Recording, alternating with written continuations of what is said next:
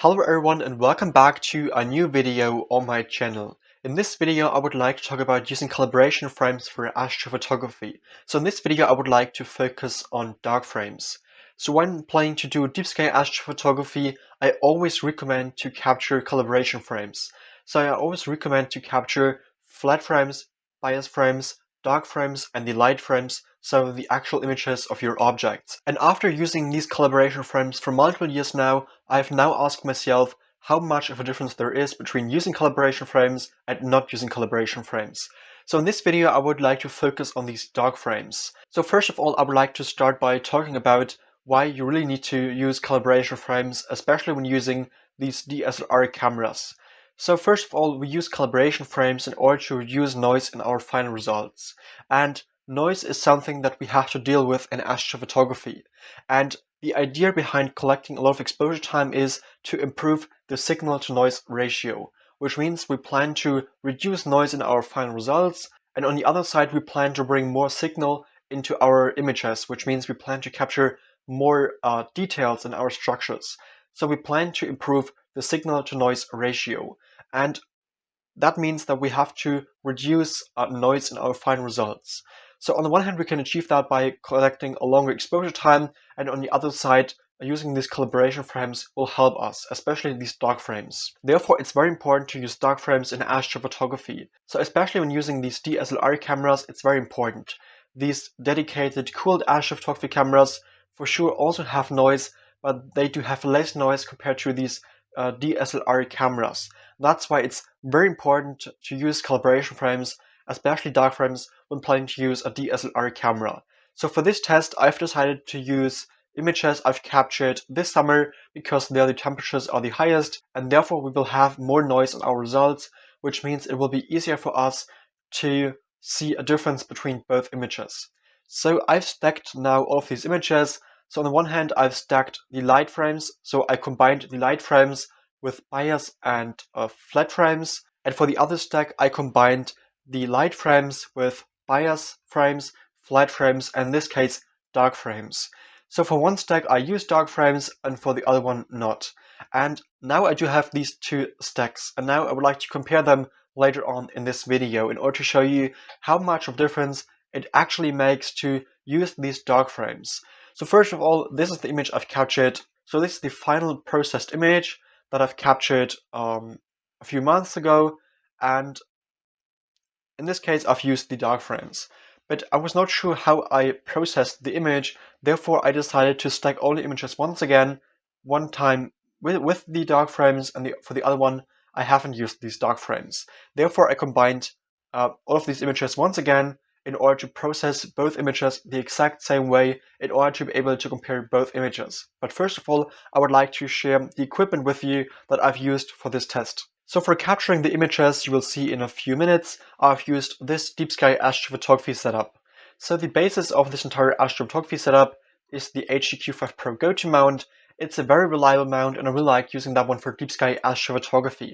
On the top I've used the ASCAR ASQ-A55 telescope, which is a great telescope for wide field astrophotography, and at the back I've attached the Canon EOS 60A. So it's the astro modified version of the Canon EOS 6D. So in this case the Canon EOS 60A performs great in combination with the ASCAR ASQ-A55 telescope. So this is a great combination for deep sky astrophotography, especially if you're planning to capture wide field images of the night sky. For controlling the entire astrophotography setup, I've used the CWO ASI Air Pro, which is a great astrocomputer for controlling the entire astrophotography setup. And on the top, I've attached a guiding system. So I've used a 60mm guide scope in combination with the CWO ASI 120mm mini mono guiding camera.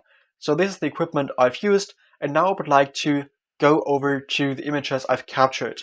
So first of all, I would like to talk a bit about the basic details about the image I've captured, and after that I would like to go over to the two stacks that I've captured. So this is the final stacked and edited image of the North American Nebula.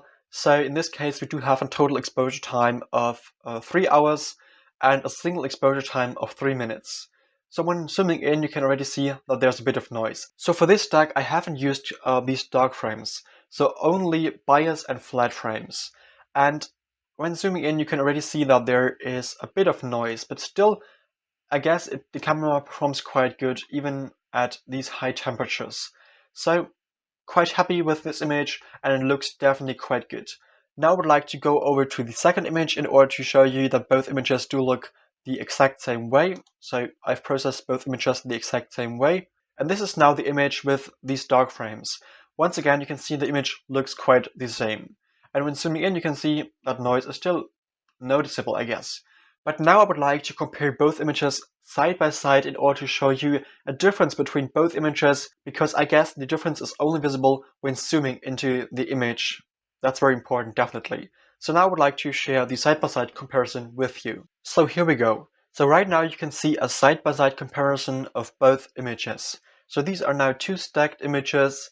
On this side you can see the stack without these dark frames, and this side you can see the stack where I have combined the dark frames with all of the other images. So without dark frames and with dark frames. And now when zooming in, we can hopefully see a difference, because I'm always recommending to use calibration frames. I really hope that the difference is quite noticeable right now, because definitely the one with calibration frames, so with these dark frames, should be a bit better when it comes to noise, hopefully. I guess the first region of this image where I would like to take a close look at is a bright star. So now let's zoom in on this star right there, and so I'll try to center the star in both images, and I guess we can already see a difference between both images. Now let's zoom in a bit further, in this case, once again. Here we go. In this case, we can definitely see a difference between both images.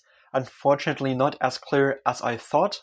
So I think that there is definitely a difference. So I'm not sure whether you can see that in the final video, but on my display, there is definitely a difference. It's not as clear as I expected, but still you can definitely see the difference, especially right here in this region. So when bringing the star in that area, you can see that in this case, noise is definitely quite noticeable, and in this case we do have less noise. So you can definitely see that. I really hope that you can see that in your final video as well. At least I hope so.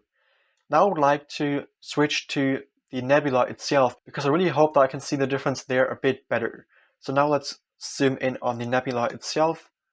I mean, let's go for this region. That might be quite interesting.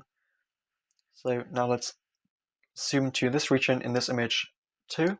So now I do have the same area of the image in both images, so I really hope that you can see it quite good. So especially when looking at this area right here, you can definitely see that there's a difference between both images. So in this case, noise is definitely quite noticeable, and in this case we do have less noise, definitely. So when looking at this region here, we can see that once again, I guess even a bit better. So when now comparing both images, you can definitely see that in this case, noise is definitely quite noticeable. And in this case, we do have less noise. So especially when looking at this region, for example, let's bring it in the center of both images. You can definitely see that in this case, we do have more noise compared to the region right there. So definitely it's quite noticeable. I really hope that you can see it in the final video. So in this case, you can definitely see a difference. So we're looking right here, you can see that there's a lot of noise, and in this case, we do not have noise anymore. So definitely in this case, you can clearly see that using these dark frames definitely has an impact on your final results, definitely. So you can definitely see that there's a difference between both images. So usually I'm using 20 to 30 dark frames, which is for me personally a good number of images in order to be able to reduce noise in my final results. Now I would like to go over to another region of this image. So in this case, you can see a comparison once again. In this case, the difference is definitely quite noticeable. Using these calibration frames definitely makes a difference, and I was interested in that. To be honest, I expected that the difference might be a bit bigger, but still I'm very happy that there is a difference, because I've used these calibration frames all the time and expected that there is a difference. And as you can see, there is a difference, but unfortunately it's not as clear as I had hoped for. But generally speaking, you can definitely see that using these calibration frames definitely has a positive impact on your final results. So I definitely recommend using these calibration frames when planning to do deep sky astrophotography, especially when using these DSLR cameras. So this is actually everything I've planned to mention so far about using these calibration frames. So as you can see, definitely try to use calibration frames in the future for deep sky astrophotography because, as you can see, they will definitely help you.